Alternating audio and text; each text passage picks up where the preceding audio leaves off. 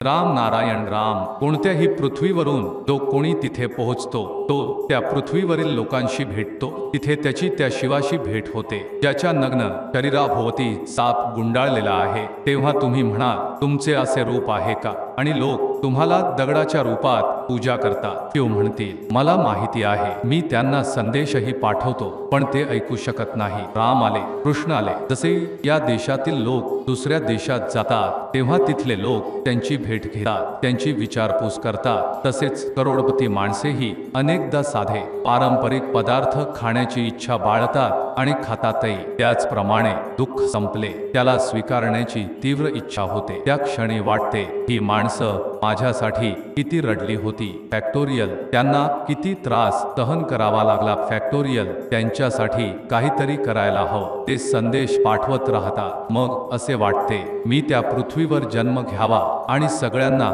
तिथे नेऊन ठेवावं। म्हणूनच ते एक शक्ती घेऊन येतात। तिथे पोहोचल्यावर ते साधे होतात आणि साध्या माणसांसारखे वागू लागतात।